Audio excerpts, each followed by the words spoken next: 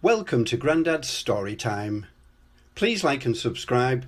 I post new content every day. Little Miss Trouble by Roger Hargreaves.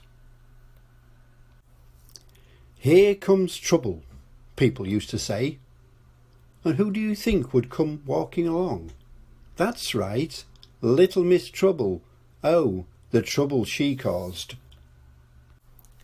One morning she went to see Mr. Uppity. "Do you know what Mr. Small calls you behind your back?"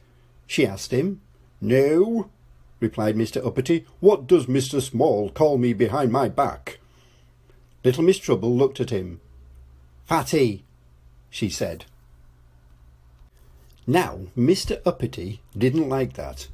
Not at all. Not one little bit. He went round immediately to see Mr. Small. "How dare you call me Fatty?" he shouted. "But," stammered Mr. Small, who had never called him Fatty. But nothing," shouted Mr. Uppity. And he hit poor Mr. Small. Ouch! And gave him a black eye. Poor Mr. Small. Little Miss Trouble, who was hiding behind a tree, hugged herself with glee. "Oh, I do so like making trouble," she giggled to herself. Naughty girl. Little Miss Trouble went to see Mr. Clever. "Do you know what Mr. Small calls you behind your back?" she asked him. "No," replied Mr. Clever. "Tell me, what does Mr. Small call me behind my back?" Little Miss Trouble looked at him. "Big nose," she said.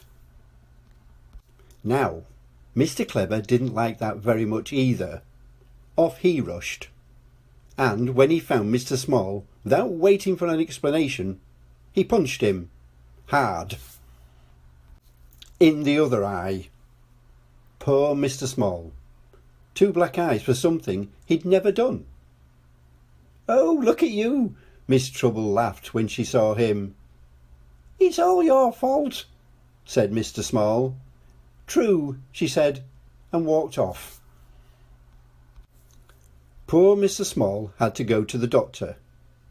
"Good heavens," exclaimed Dr. Make-You-Well when he saw him. "Whatever happened to you?" Mr. Small explained. "I think," Dr. Make-You-Well said when he'd heard what Mr. Small had to tell him, "that something should be done about that little lady. What she needs is—" Then he stopped. And he chuckled. "That's it," he laughed. "What's it?"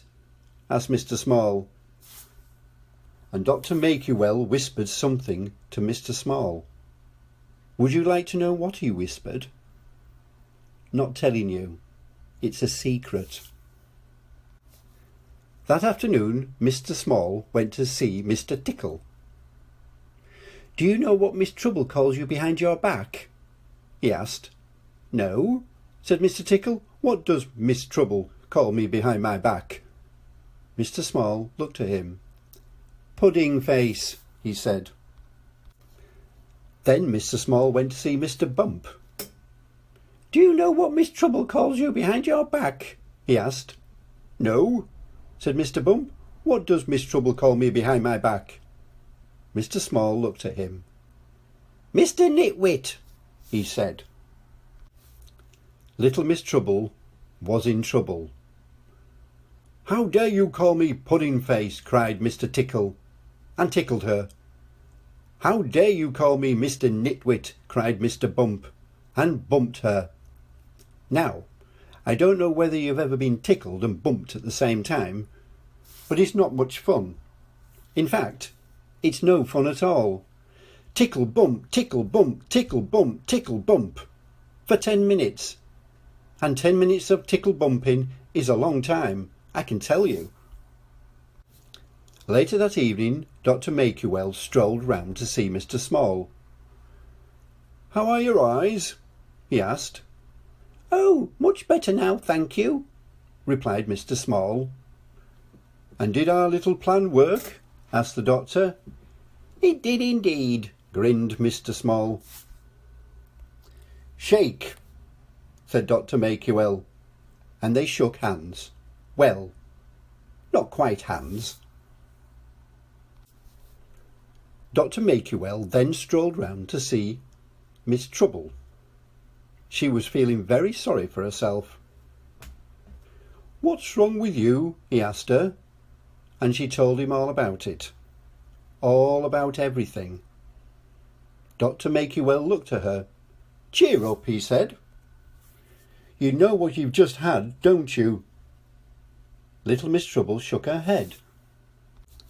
"A taste of your own medicine," he chuckled, and went home for supper. The end. Thank you for watching. If you like this content, please give me a big thumbs up. Please subscribe, it's free, to support us and allow us to create more great content.